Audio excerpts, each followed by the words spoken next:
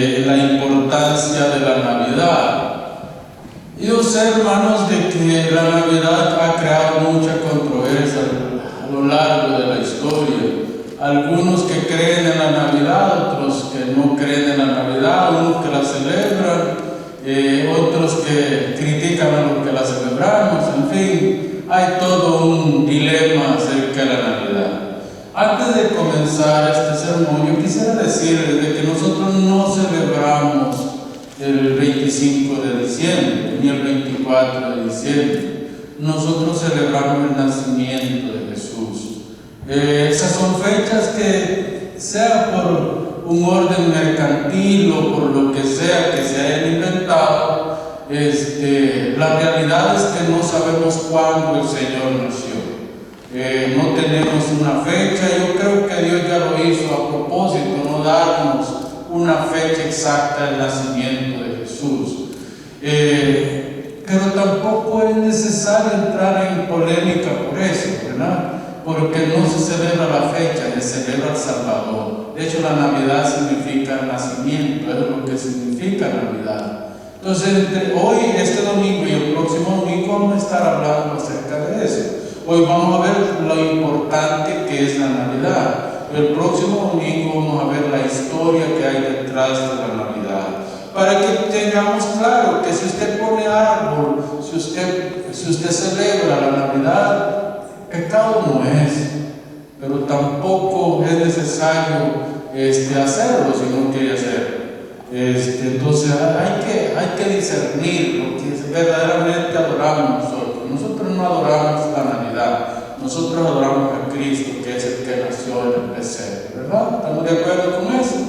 Entonces, vamos a leer este pasaje, Lucas capítulo 2, verso 1 al 20, que dice: Aconteció en aquellos días que se promulgó un edicto de parte de Augusto César, que todo el mundo fuese empadronado. Este primer censo se hizo siendo Cirenio gobernador de Siria, e iban todos para ser empadronados, cada uno a su ciudad. Y José subió de Galilea, de la ciudad de Nazaret a Judea, a la ciudad de David, que se llama Belén, por cuanto era de la casa y familia de David, para ser empadronados con María su mujer, desposada con él, la cual estaba encinta. Y aconteció que estando ellos allí, se cumplieron los días de su alumbramiento, y dio a luz a su hijo primogénito, y lo envolvió en pañales, lo acostó en un pesebre, porque no había lugar para ellos en el mesón. Había pastores en la misma región que velaban y guardaban la vigilia de la noche sobre su rebaño. Y aquí se les presentó un ángel del Señor, y la gloria del Señor los rodeó de resplandor, y tuvieron gran temor. Pero el ángel les dijo: no temáis, porque aquí os doy nuevas de gran gozo, que será para todo el pueblo, que os ha nacido hoy en la ciudad de David un Salvador, que es Cristo el Señor. Esto os servirá de señal: hallaréis al niño envuelto en pañales, acostado en un pesebre. Y repentinamente apareció con el ángel una multitud de las huestes celestiales, que alababan a Dios y decían: gloria a Dios en las alturas, y en la tierra paz, buena voluntad para con los hombres. Sucedió que cuando los ángeles se fueron de ellos al cielo, los pastores se dijeron unos a otros: pasemos pues hasta Belén y veamos esto que ha sucedido y que el Señor nos ha manifestado. Vinieron pues apresuradamente y hallaron a María y a José y al niño acostado en un pesebre. Y al verlo dieron a conocer lo que se les había dicho acerca del niño. Y todos los que oyeron se maravillaron de lo que los pastores les decían. Pero María guardaba todas estas cosas, meditándolas en su corazón. Y volvieron los pastores glorificando y alabando a Dios por todas las cosas que habían oído y visto, como se les había dicho. Hasta ahí la palabra del Señor. Hermanos, nosotros debemos de entender que la iglesia celebra el nacimiento de Jesús. Eso es lo que nosotros celebramos. La fecha del nacimiento de Jesús con exactitud nadie lo sabe. Es muy posible que Jesús haya nacido 3 o 6, 4 o 6 años antes de Cristo. Es curioso, ¿verdad? De la era cristiana. Porque vemos en el pasaje que hay dos personajes que son los que llaman al censo. Estos eran gobernadores de Siria, de Palestina, y ellos son los que estaban llamando al censo para que ellos, todos los israelitas, fueran censados y tener un número exacto de las personas que habitaban Israel.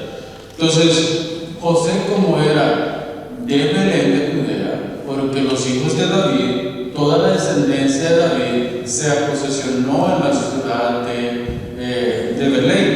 Belén estaba de Jerusalén más o menos a unos 20 o 15 kilómetros de distancia de Jerusalén a Belén. Entonces, para David se hacía mucho más fácil moverse entre Jerusalén y Belén, donde era una especie de casa de campo la que tenía David ahí.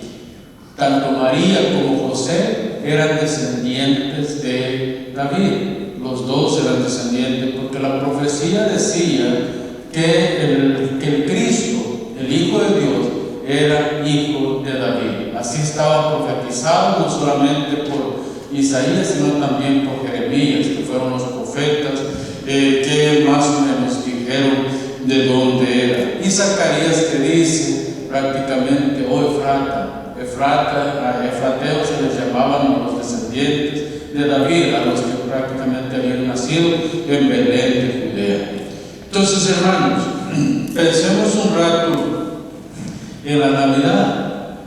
La Navidad fue instituida prácticamente después del año 325. Antes de eso no se encuentra el registro de que se haya celebrado la Navidad. Fue cuando Constantino hizo de la religión cristiana la religión del Estado. Después del concilio de Nicea, que fue el concilio del 325, donde 335 obispos del imperio se reunieron para refutar el arrianismo que estaba en boga en ese momento. Entonces, estos se reunieron, y después de eso fue que se estableció el 25 de diciembre como parte de la Navidad. Entonces sí tiene su origen en el imperio greco-romano de los primeros siglos. Pero lo importante no es cuándo, sino quién nació. Eso es lo importante. Además de eso, tenemos que ver algo positivo de la Navidad. Se fija de que hay personas que en todo el año no se han visto, no han tenido la oportunidad de tener una reunión familiar, por diferentes razones, hasta puede ser por pleitos, ¿verdad? Que hay pleitos entre la familia también. Entonces, pareciera que el 25 de septiembre, quizás por el mismo espíritu, por la misma situación que hay, se reúnen todos los familiares, y algunos se piden perdón, otros siguen enojados por otro año más, pero otros no, ¿verdad? Entonces debemos de entender que fue necesario que el Hijo de Dios naciera, y eso es la Navidad, el nacimiento de Jesús como Dios hombre, que vino para salvarnos de nuestro pecado. Entonces el nacimiento sí es importante. En latín se pronunciaba nativitas, y estas nativitas, por eso es que usted ve que hay procesiones a veces. Esta era una adoración, sí, era una adoración a un dios pagano de los romanos, pero este dios pagano de los romanos pronunciaba buenas nuevas para el pueblo. Entonces, lo que hicieron los romanos en esa época fue adoptar, tal vez no toda la iglesia cristiana cayó en ese juego, pero lo que hicieron fue adoptar este tiempo como parte del imperio romano, ¿verdad? Entonces, la Navidad trae buenas nuevas para nosotros también, para los afligidos, para los que caminan sin esperanza, para los menesterosos, para los enfermos. Trae libertad a los que están encarcelados, y al pecador trae esperanza de perdón de sus pecados. Al menos eso es lo que dice el capítulo 61 de Isaías, ¿verdad? En versos 1 al 4 usted puede ver qué es la Navidad. Cristo vino. Y eso fue lo único que Juan el Bautista tuvo que escuchar cuando mandó a sus discípulos a preguntar en Jesús que había de venir. ¿Y qué fue lo que Jesús les dice? Vayan a Juan y digan que los ciegos ven, que los cojos caminan, que los muertos son resucitados, que además de eso el Evangelio predicaba a los pobres. Por eso le bastó a Juan. Llegaron los amigos de Juan o los discípulos de Juan y le dijeron: esto es lo que dice el Señor.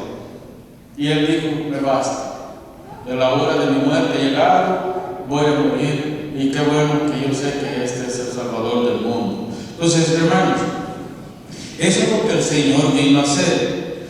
Ahora fíjense bien, el ángel, hay un ángel primero que se presenta a los pastores, ¿verdad? ¿Por qué se presenta solo un ángel? Hermanos, como seres espirituales y como seres humanos que somos nosotros, si todos los ángeles hubieran presentado de una delante de los pastores, hubieran muerto los pastores. Por eso es que primero se presenta el ángel y tuvo que fortalecer a los pastores blancos para que no murieran, sino que él tiene que fortalecerlo. Y cuando ya los pastores están fortalecidos, se presenta una multitud de ángeles cantando un himno a Jesús por el nacimiento de Jesús. Entonces Lucas quiere registrar lo que pasó. Dice que una gran luz se presentó con este ángel. Y los pastores, me imagino yo, que estaban en shock. No hallaban qué hacer, sentían mucho miedo por lo que estaban viendo.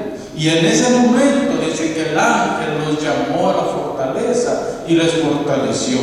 Mientras él fortalecía, la multitud de ángeles vino a él, vino a los pastores para darles a entender lo que estaba pasando. Veamos en el verso 8 al 10. Había pastores en la misma región, dice, que velaban y guardaban las vigilias de la noche sobre su rebaño.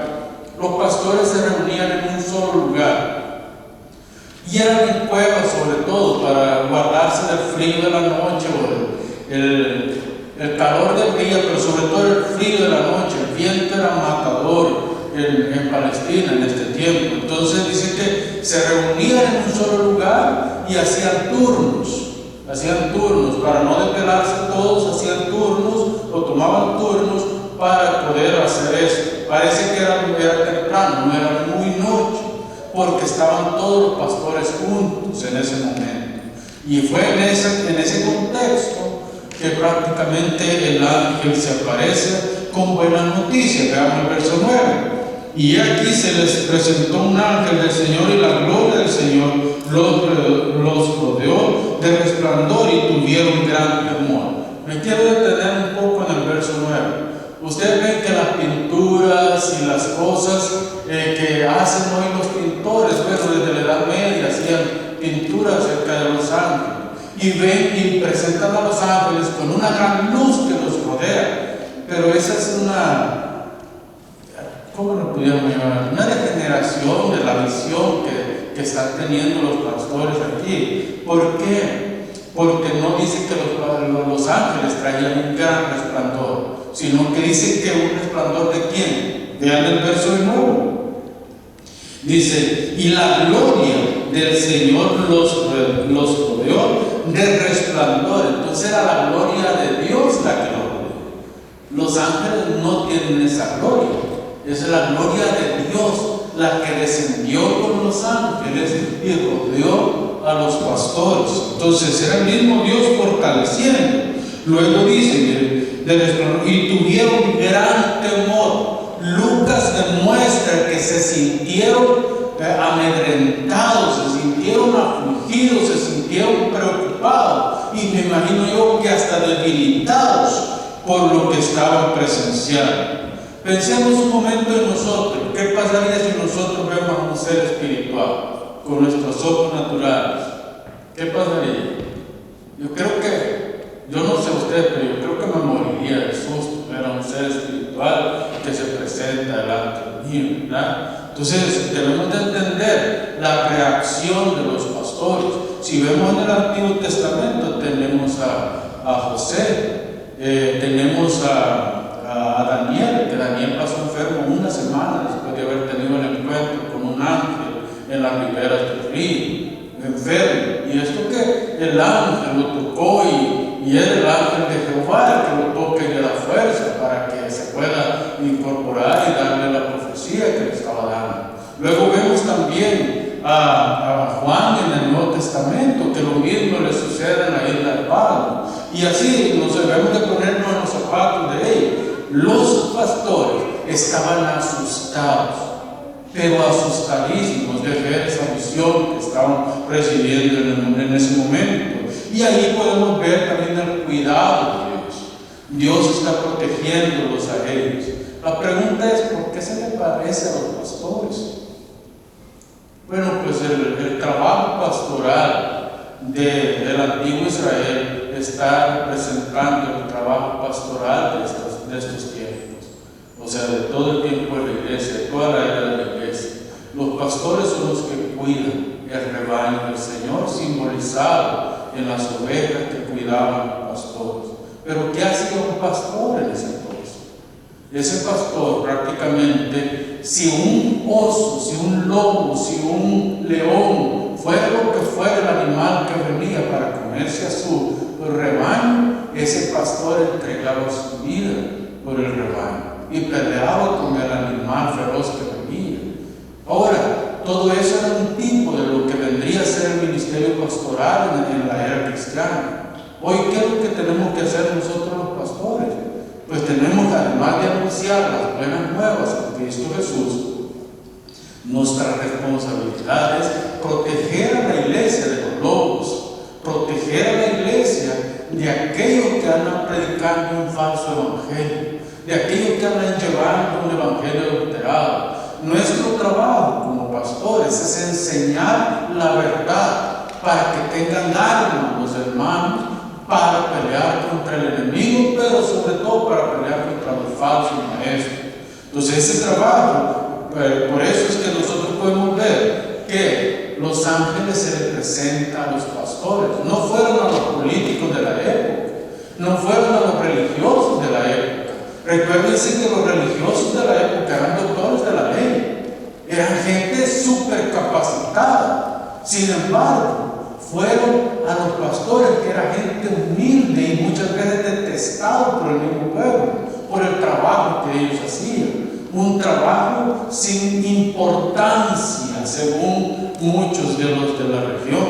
Sin embargo, a ellos se les anuncia el camino del Señor. ¿Para qué? Lo primero que hacen ellos cuando se desaparecen los ángeles, se desaparece el ángel, es ir a donde está el niño, para presenciar con sus ojos lo que estaba pasando en ese momento. Y el ángel les da señal de lo que van a encontrar. Van a encontrar a un niño envuelto en pañales, en un pesebre. Así que, hermanos, no temáis, les dicen ellos, ¿verdad?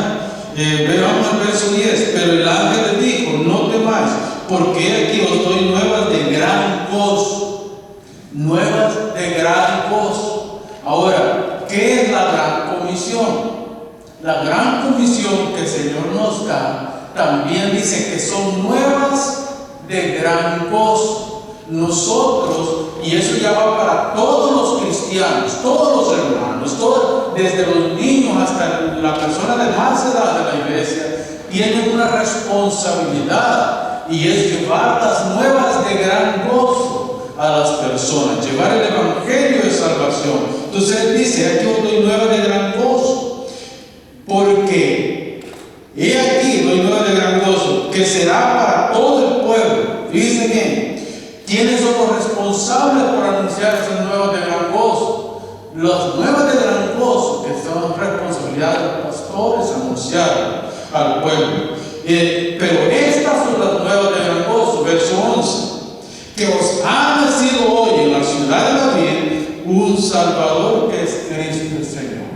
Nosotros como cristianos No llevamos nuevas de gran gozo en nuestras ideas humanas o en filosofías huecas, como dice Pablo. Las nuevas de gran gozo que nosotros llevamos es que ha nacido el Salvador, que ha crecido entre los hombres, que ha muerto como hombre, ha resucitado en gloria y viene pronto por su iglesia. Esas son las nuevas de gran gozo que nosotros debemos de llevar. Dios se hizo hombre.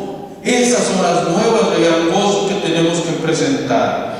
¿Por qué Él se ha entregado por nuestro pecado? Dios se identificó con nosotros, y esta es una buena noticia. Dios se identificó con nosotros. El apóstol Pablo, en el capítulo 2, versos 5 y 6 de Filipenses, dice que Dios no escatimó el ser igual a Dios como cosa que ha de aferrarse, sino que se despojó. La idea en el griego original, ahí dice, se vació, es como desocupar un saco de frijol, un saco de maíz o un saco de harina, desocupar. Pues Dios se despojó de su gloria para descender como un hombre humano, como un ser humano. Y lo peor del caso, a tal grado, con la humildad que lo caracterizó a él en toda su vida, hermanos, no se halló donde el Señor o María pudiera dar a luz. Los mesones era normal que estaban cerrados o llenos todos, porque el censo había traído gente de todos lados ahí a la ciudad. Entonces parece que José y María llegaron un poco tarde y no encontraron ni un mesón abierto y nadie les dio lugar. La idea que viene a nuestra mente cuando pensamos en un pesebre, que Jesús nació en un pesebre, en palabras más contemporáneas, en un corral de ganado, eso es lo que nosotros pensamos que es. Pero en realidad, en las afueras de Jerusalén y de las ciudades más importantes de Israel, habían cuevas grandes donde los pastores metían a su ganado, las ovejas especialmente. Se da cuenta que en los nacimientos, sobre todo católicos romanos, hay burros, hay ovejas, hay vacas, hay de todo en eso. Pero eso es una degeneración de la realidad. Cristo no nació entre ganado y estiércol. Él nació en un lugar donde fue a las afueras de Belén, en una cueva, que sí guardaban los animales ahí, pero los animales no pasaban ahí todo el tiempo. Eran esporádicamente, cuando el clima era muy fuerte, muy feo, o algún rebaño que había llegado a la ciudad y no tenía un establo donde guardar a los animales. Entonces Jesús no nació en un establo como los que hoy conocemos, nació en un lugar, pues en una cueva a las afueras de Belén. Ahora, ¿qué es lo importante de todo esto, hermano? Que Dios se hizo hombre. La salvación es un regalo de este Dios, lleno de gracia y de bondad. Él nos ha dado su salvación. Por eso se habla de la buena voluntad de Dios. Eso es lo que el ángel dice, la buena voluntad de Dios que el Hijo naciera. Dios nació para restaurar las relaciones. ¿Cuáles relaciones son las que estamos hablando? Hay 4 inferencias en esto, en la relación. La primera es nuestra relación con la divinidad, nuestra relación con Dios. Esa es la principal que Él vino a restaurar. El hombre, después de que Adán pecó, rompió toda relación con Dios. No había comunión con Dios. Por eso era necesario que el Hijo descendiera y sea nuestra propiciación, es decir, que entre el Cristo, que entre el Padre y nosotros está Cristo, y a través de Cristo el Padre nos ve a nosotros. Literalmente, propiciación significa tapar algo. Entonces, Cristo nos tapa a nosotros, cubre nuestro pecado, y por eso es que el Padre ve la santidad de Cristo en nosotros. Hay una restauración, ¿verdad? Cristo ha restaurado nuestra relación con Dios. Segundo, la relación con el prójimo.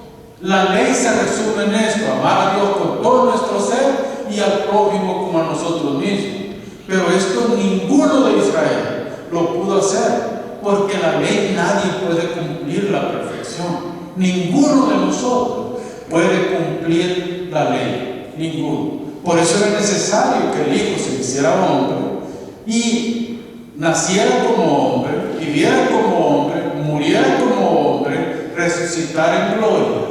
Era necesario. ¿Por qué? Porque de esta manera también restauraba nuestra relación con el prójimo. Ahora nosotros, con el amor de Cristo, el amor de Dios está en nosotros podemos amar a los demás. Y aún así nos cuesta, ¿verdad, hermanos? Seamos honestos, ¿verdad que cuesta amar a los demás, especialmente a los que nos ofenden? Y nosotros tenemos esa debilidad de amar a los que nos ofenden. Tal vez al que nos hace bien lo podemos amar, pero al que nos ofende, difícilmente lo podemos amar. Pero esa relación vino a restaurar el Señor. El amor y servicio cristiano es el que nosotros servimos a los demás. ¿Por qué? Por amor es que servimos a los demás, no porque queramos hacerlo. Tercero, la relación con la creación. Hoy se habla mucho del medio ambiente, ¿verdad?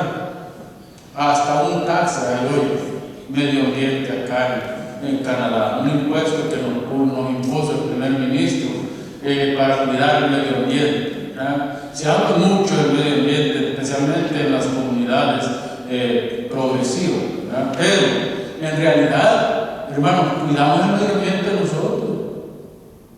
No.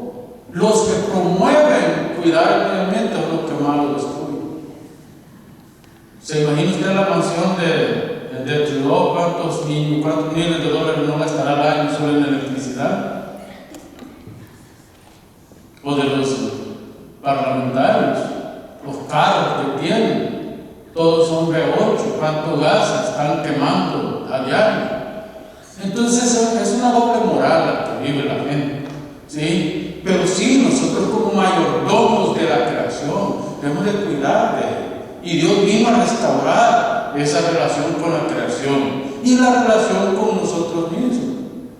¿Sabe que el peor enemigo del hombre es el hombre mismo?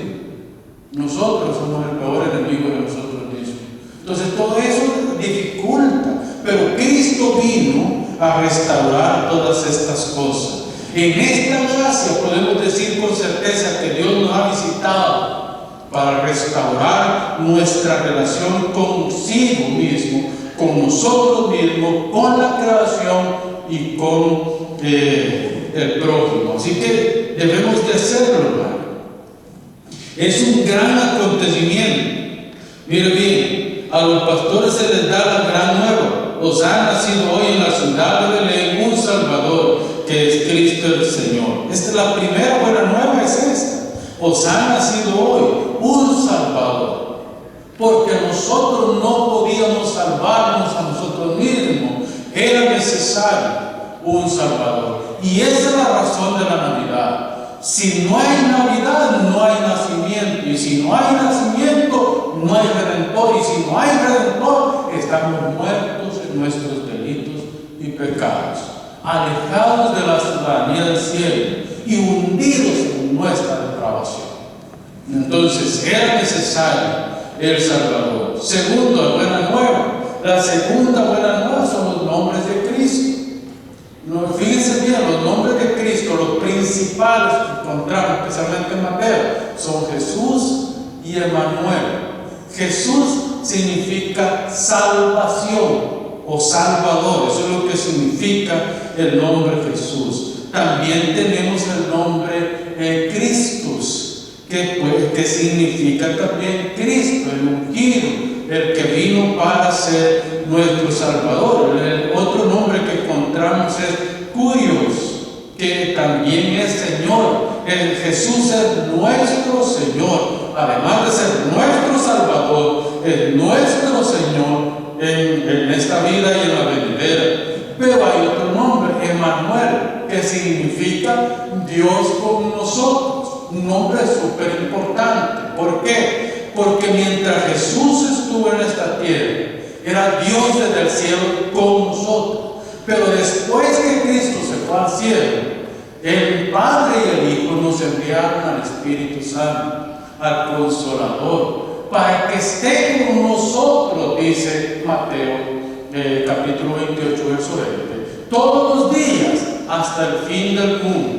Entonces el Espíritu Santo nos acompaña en todas las etapas de nuestra vida hasta el día de Jesucristo, que será el día final. Ese es su último trabajo ministerial del Espíritu: entregar al Padre, entregar al Hijo una iglesia pura, y luego el Hijo entrega al Padre la novia, para que el Padre celebre ese gran acontecimiento, las bodas del Cordero, ¿verdad?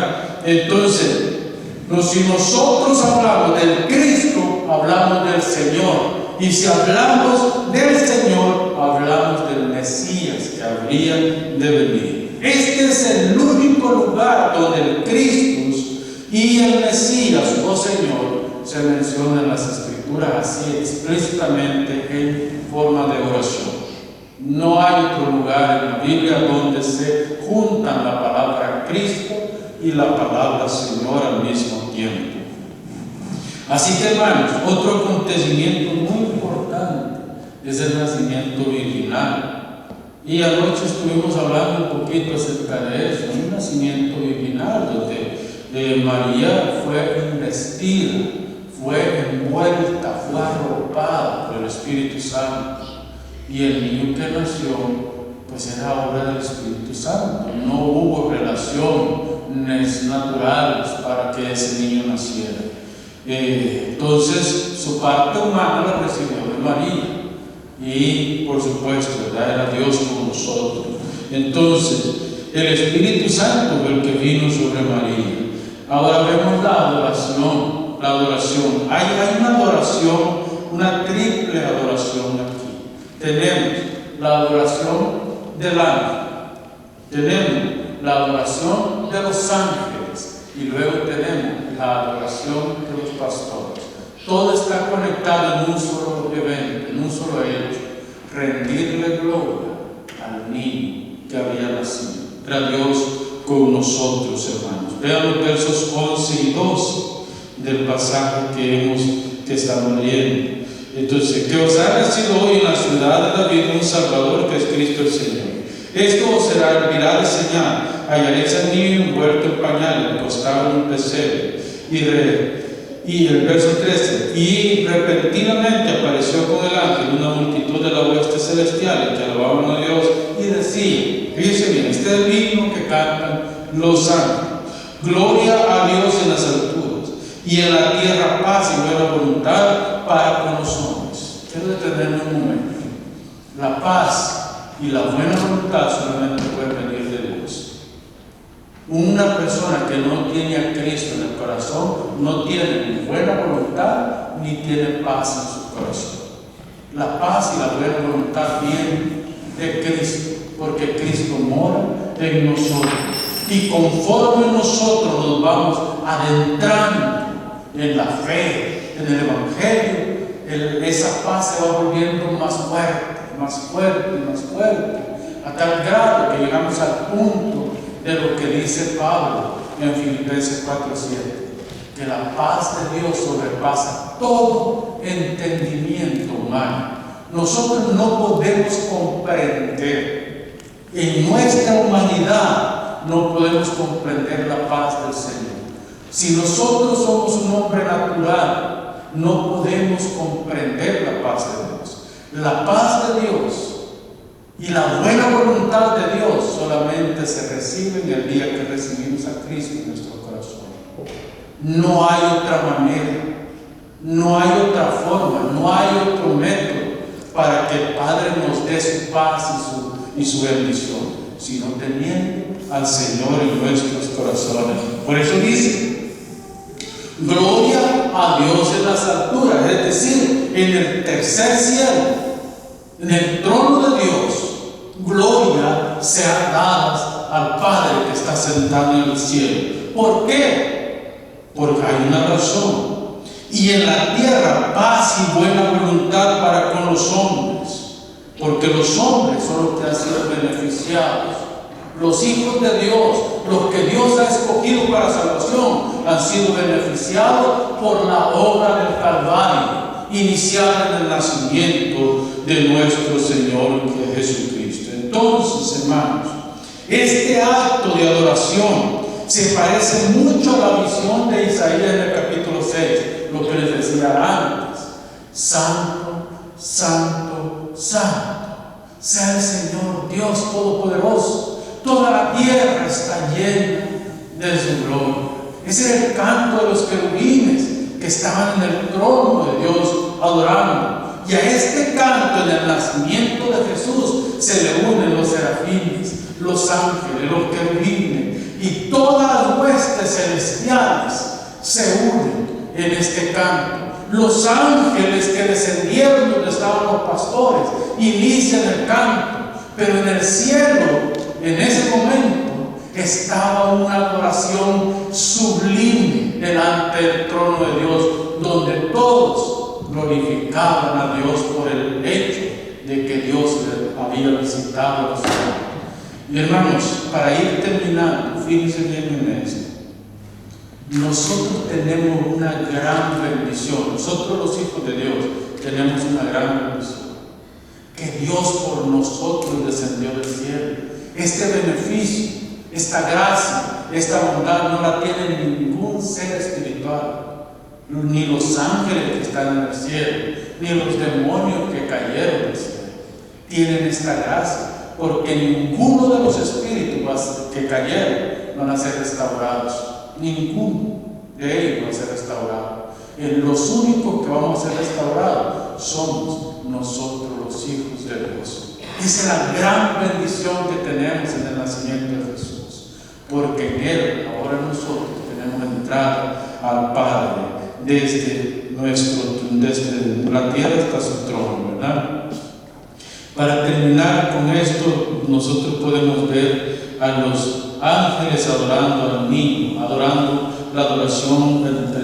presentando la adoración por el nacimiento. Tenemos a la multitud de ángeles haciendo esto también. Y luego tenemos a los pastores. Ellos llegan hasta donde está María y José y el niño. Y ellos también le rinden adoración al niño. Pero cuentan la visión que ellos han tenido. ¿Y qué dice el verso 20? María guardaba en su corazón todo lo que decían estos ángeles.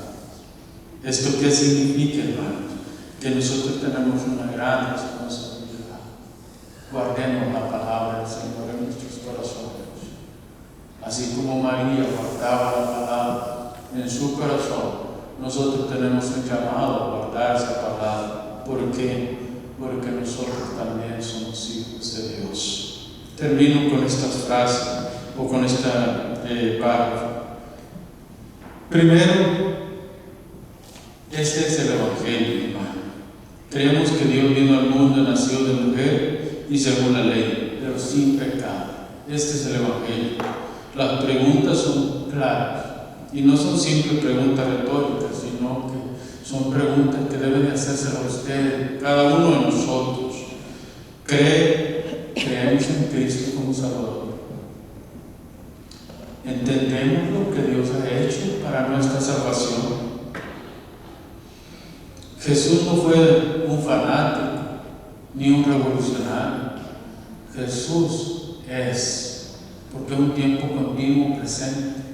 Jesús es el Dios Todopoderoso que descendió del cielo para perdonar nuestro pecado. Así que si usted no tiene una relación con Jesús, este es el día para que la tenga. Él dio su vida por nosotros. Si nosotros queremos disfrutar la paz, si nosotros queremos disfrutar de la buena aventuranza de nuestro Señor, el Señor tiene que nacer en nuestros corazones. Para Él, no solamente confesándole como nuestro Señor, no hay otra manera. Desafortunadamente me gustaría decirle que hay otra manera, pero hay una sola manera para ir al Padre, y es a través del Hijo. No hay otra manera. Así que, hermanos, pidámosle al Señor que Él sea nuestra fortaleza.